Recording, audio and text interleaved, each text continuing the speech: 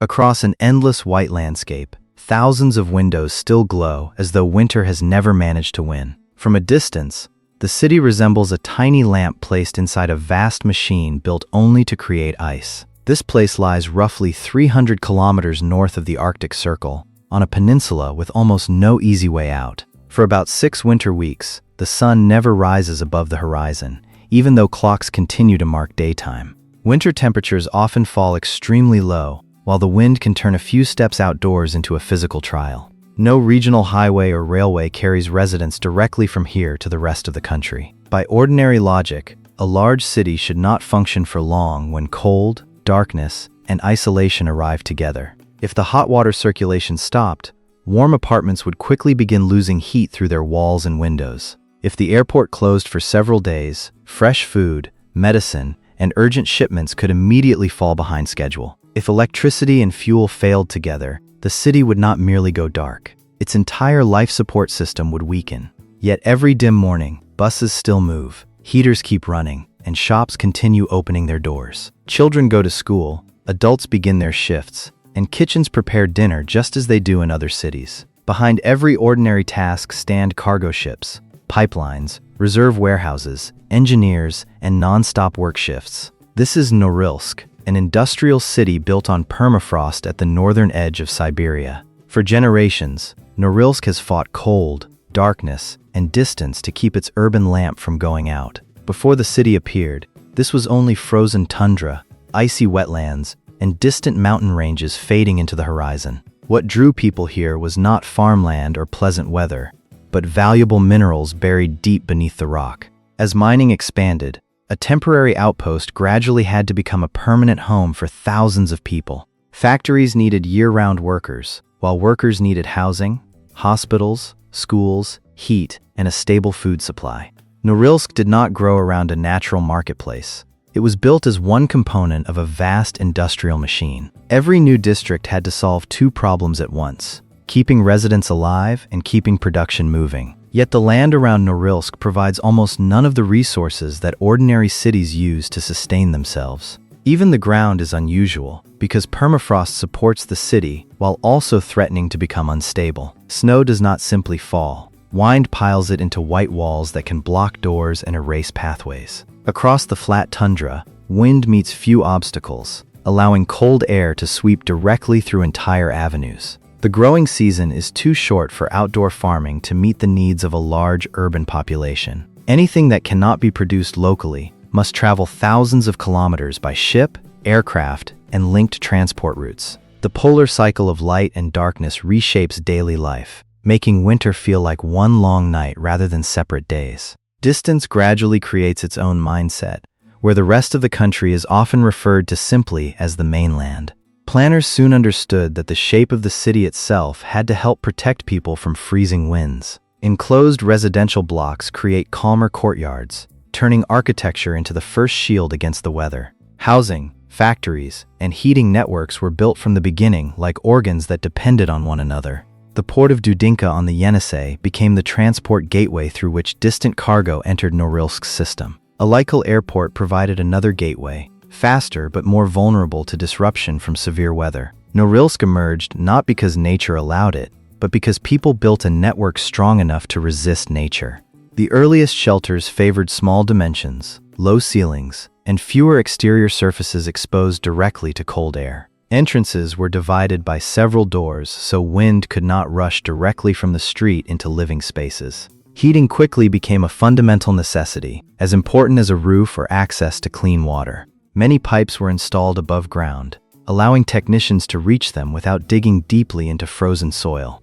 Buildings were raised on piles, so indoor heat would not pass directly into the permafrost below. The ventilated gap beneath the floor acts as a barrier, preventing indoor warmth from reaching the frozen ground. Snow removal became permanent work, because one buried street could stop an entire district from moving. Layered clothing is not a fashion choice here, but a personal system that helps the body retain heat outdoors. Buses function like heated corridors connecting separate islands of warmth scattered across the city. Food warehouses must be large enough to absorb delays when ships arrive late or flights are canceled. Stores keep larger supplies of basic goods because empty shelves cannot always be refilled the next day. Stockpiling is therefore not a sign of panic, but a normal way for a remote city to protect itself. Schools adjust routines around weather, available light, and the safe transportation of children between neighborhoods.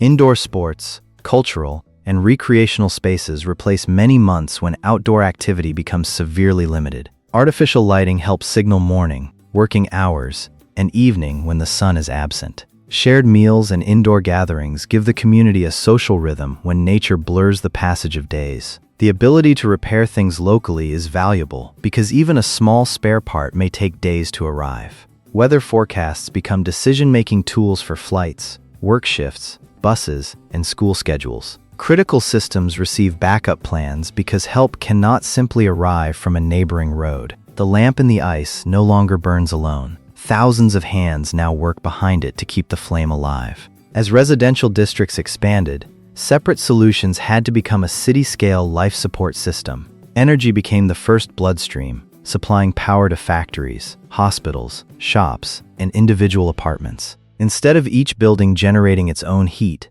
district heating sends hot water from large centralized facilities. Pipes are wrapped in thick insulation because heat lost during transport is also fuel wasted. Inside control rooms, operators monitor temperature, pressure, and flow to detect problems before residents feel them.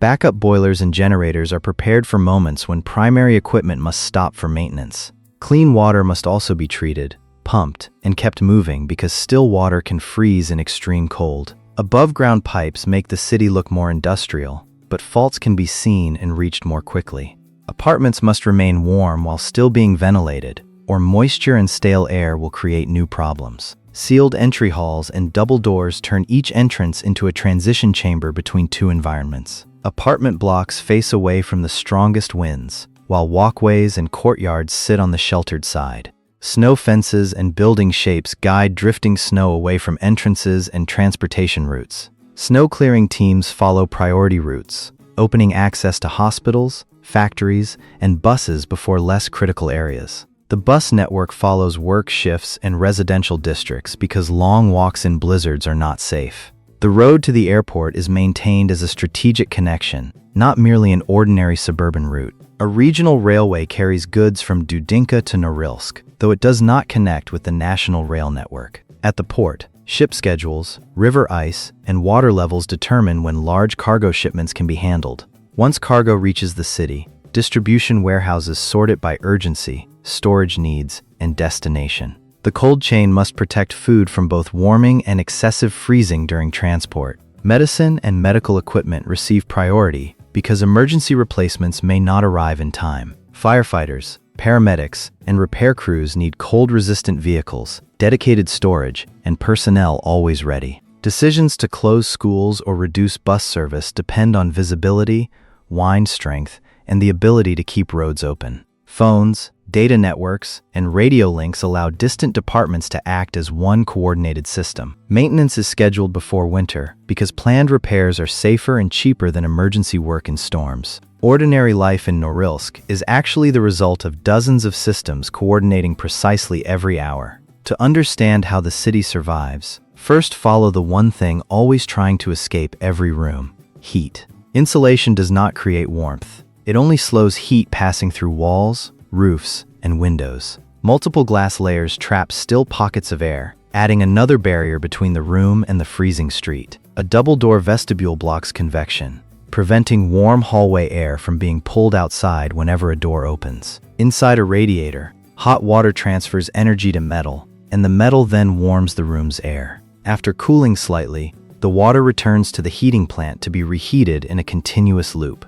Flexible joints allow pipes to expand when hot and contract when cold without breaking themselves apart. With permafrost, the goal is not to warm the ground, but to keep it cold and stable throughout the year. Deep piles transfer building weight into firmer frozen ground instead of relying on a seasonally changing surface. If building heat melts the ice beneath a foundation unevenly, different parts of the structure can sink at different rates. Some buildings use passive cooling devices that transfer heat from the ground into the colder winter air. Sensors in foundations and soil reveal temperature changes before they become large structural cracks. Snow appears cold, but a thick layer insulates the ground like a natural blanket. For this reason, snow around foundations may be removed so cold air can continue cooling the soil below. At street level, long walls redirect wind and slow the airflow before it reaches pedestrian areas. Inner courtyards maintain lower wind speeds, creating brief zones of everyday life between apartment blocks. A box of food in Norilsk often travels through more stages than its final price can reveal. First, large shipments pass through Dudinka, requiring ice-capable vessels and specialized unloading equipment. More favorable shipping seasons are used to import heavy, bulky goods and reserves for the harder months ahead. Reserve warehouses turn time into a resource, allowing the city to function when supply routes temporarily slow. Fast or perishable goods can arrive by aircraft, trading higher transport costs for greater speed. The price of goods therefore includes fuel, storage, delay risks, and protection from severe weather. Available products can change with the seasons because logistics favors durability and essential demand over variety. Before a bus departs, its engine, fuel, and passenger compartment must all be ready for deep cold. Batteries weaken faster in the cold, fluids thicken, and metal experiences greater stress as temperatures change. Lubricants, seals, and cables must suit low temperatures, or equipment may fail during startup. Tires, brakes, and traction are checked constantly because roads can shift from soft snow to hard ice. Ice must be removed from aircraft wings because it changes the airflow required for takeoff. Runways are cleared continuously, but poor visibility and crosswinds can still force flights to wait. Because the airport is a vital gateway, one wrong forecast or delayed repair can affect the entire city. The hospital handles most needs locally, while outside specialists can offer support through data connections. Cases beyond local capability require medical evacuation, which depends on aircraft, weather, and runway preparation. As temperatures fall, heating demand rises everywhere at once, creating the heaviest load on the energy system. Backup generators are rarely used, but they must be tested regularly to ensure they start when needed. Fuel is stored and inspected carefully because backup energy is useless without a safe supply behind it. Water pipes are insulated or kept circulating because one frozen section can block service to an entire building. Waste collection also needs reliable routes, or snow and distance will quickly turn a small problem into a major obstacle. The internet shortens informational distance, but transmission equipment and electricity still operate in the physical world. Bright morning light and softer evening light help restore the signals that the absent sun no longer provides. Norilsk's lamp is really fueled by heat, electricity, fuel, data, and supply routes stretching beyond sight. Every layer of protection has a price, appearing in each bill, shipment, and hour of maintenance. A tomato is not just food here, it also carries the cost of aircraft, cold storage, and weather risk. Residents can buy many essentials, but variety and freshness often depend on the season and transport schedule. Maintenance never truly ends because the next winter begins as repairs from the last one are completed. A broken valve can reduce heat, reduced heat can freeze water, and stopped water can affect another district. The city depends on technicians who understand old systems because drawings cannot replace storm-tested experience. The hospital can treat many cases, but it cannot maintain every specialty and device found in a major center. When outside treatment is needed, a few hours of bad weather can become a long wait for patients and families. Distance is not measured only in kilometers. It also appears when families cannot meet as planned. Polar night can alter sleep, energy, and mood when the body receives too little natural light. After months spent mostly indoors, a person's world can shrink to an apartment, a bus, and a workplace. Some young residents look toward the mainland for broader choices in careers, education, and daily life. Isolation can strengthen community ties, but it can also make small conflicts harder to escape. Personal plans always come with conditions because strong winds can change a journey just before departure. The more technology protects residents, the more the city depends on electricity, spare parts, and skilled operators. A brief outage in a mild climate is inconvenient. In deep cold, it starts a countdown for many systems. A new paradox appears as the climate warms. The air may become slightly less cold while the ground grows less stable. When ice in the soil melts, its volume and load-bearing strength change, causing uneven ground settlement. Early warning signs may be only a sticking door, a slightly sloped floor, or a new crack. Repairing a building on permafrost means more than fixing a wall. Engineers must find the cause deep below. Technology once used to conquer permafrost must now adapt to the changing frozen ground itself. The city is also tied to an industrial economy, linking jobs, energy, and population to production.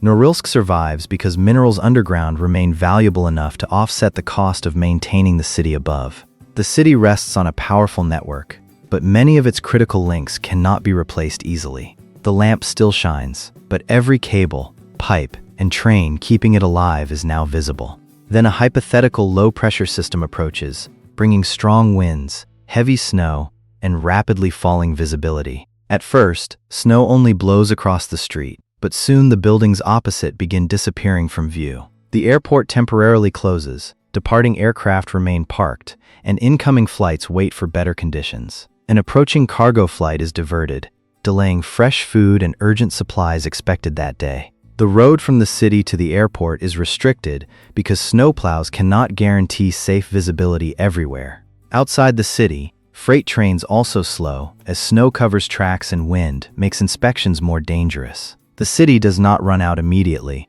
but reserve time begins counting down as multiple supply routes slow together. Stores rely more heavily on durable goods and limit perishables to stretch remaining supplies. At the hospital, medicine stocks are reviewed to determine what can wait and what must be protected absolutely. Local authorities activate severe weather procedures, reduce unnecessary movement, and focus personnel on essential infrastructure. As transportation contracts, the heating system must increase output because outdoor temperatures continue falling. Technical crews patrol vulnerable pipe sections, searching for small leaks before they become major failures. Snowplows reopen an avenue, but the wind immediately carries fresh snow back onto the cleared road. Some bus routes are shortened, prioritizing hospitals, large neighborhoods, and work shifts that cannot stop. Most residents remain indoors, leaving streets brightly lit yet almost empty beneath the constant wind. Emergency centers receive more calls about blocked doors, stalled vehicles,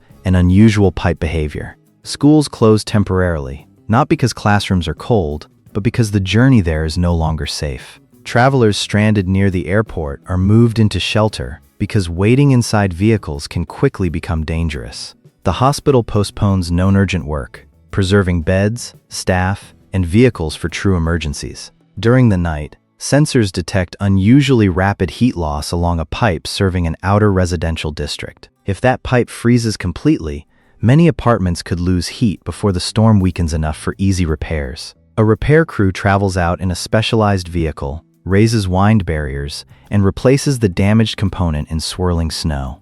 Meanwhile, electricity demand rises as residents stay home, heaters work harder, and transportation consumes more energy. Backup generators are placed on standby, even though the main supply continues operating steadily. When the wind finally weakens, the city is still lit, but the storm has exposed every layer supporting an ordinary day. After the storm, the first task is not celebration, but checking fuel, medicine, food, and overloaded equipment. Data from each failure is reviewed to identify weak routes, slow decisions, and insufficient reserves. Reserve storage becomes more distributed so one damaged building cannot block all essential supplies. Hospitals and emergency teams increase minimum reserves based on the longest period the city might be isolated. Maintenance shifts from repairing after failure to replacing components before failure based on age and wear. Vibration, temperature, and pressure sensors reveal small changes that visual inspections might miss. Ground temperature is monitored year-round,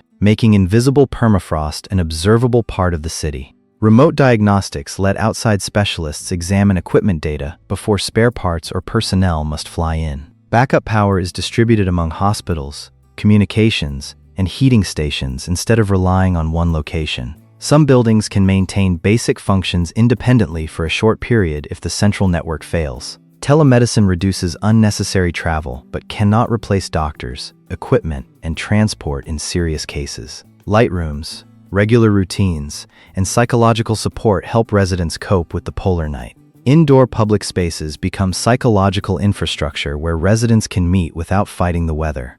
Remote work and learning create options during storms, reducing the number of people traveling on dangerous roads. Clear early warnings let residents change plans before roads close rather than reacting after becoming stranded. Rescue and repair vehicles become more specialized, carrying heat, spare parts, and shelter for working crews. Logistics, software tracks, cargo locations, but final decisions still depend on ice, wind, and human capability. Indoor agriculture can add fresh vegetables, though its need for light, heat, and electricity prevents full replacement of imports. The city trains more people to handle different failures, reducing dependence on a very small group of specialists. In Norilsk, resilience does not come from luck. It is practiced, tested, and revised after every winter. The first misunderstanding is that residents survive simply by dressing warmly. Clothing cannot replace pipelines and plants. Norilsk is not self-sufficient either. Its survival depends on ships, ports, warehouses, and airports beyond the city. Cold is not the only enemy. Wind, darkness, distance, and changing ground create the real combined risk. Polar night is not always completely black. Midday can still bring a pale blue twilight along the horizon. Lacking a highway to the mainland does not mean the city stands still. People and goods move through other gateways. Not all food arrives by air. Many large shipments come by water and continue by regional railway. A cold-resistant building is more than thick walls. Foundations, ventilation, double doors, and heat flow must work together. Snow does more than create cold. It blocks doors, loads roofs, and insulates ground that needs cooling. Technology does not erase climate. It only provides time, safety margins, and opportunities to repair systems before failure. Residents are not passive victims of winter. They organize work, family life, and community around real limits. The city did not appear by accident at the edge of the map. Mineral value created the economic reason to maintain it. The real story is not how well people endure cold, but how many systems prevent them from having to endure it. The modern turning point is realizing that stronger heating alone cannot solve every weakness of a dependent city. A more durable solution is to reduce heat loss, shorten repair time, and remove fragile points of failure. Energy-efficient apartments reduce pressure on heating plants, fuel reserves, and pipelines during the coldest days. Modular equipment can be removed and replaced quickly, reducing how long a district waits for specialized parts. Smart reserves do not simply mean storing more, but placing the right supplies in the right districts before weather worsens. Controlled environment farming cannot feed the entire city, but it can reduce some dependence on imported fresh produce. Supplementary energy sources can support individual facilities, but they must suit darkness, ice, snow, and strong winds. Ground data helps identify which buildings need foundation, cooling, reinforcement, or replacement before deformation becomes dangerous. Climate adaptation here means preparing not only for cold, but also for rain, thawing, and unpredictable ground. In some places, the most sensible choice may be removing an old structure and rebuilding on more stable ground. The future city must be easy to repair, easy to isolate in sections, and able to function when one link stops. In mild regions, the cost of civilization is easy to overlook. In Norilsk, every exposed pipe makes it visible. A city at the edge of the map is connected to mines, ports, factories, and markets thousands of kilometers away. To keep the lamp burning, Norilsk must use less energy and depend on fewer fragile links. Night settles over Norilsk again, and a resident closes the window before joining the family dinner. Outside, wind still drives snow past buildings, pipelines, and the final bus of the evening shift. Inside that window, food, warmth, and light seem ordinary because the entire city is working behind them. Civilization at the edge of the world is the ability to keep one small lamp glowing in the ice.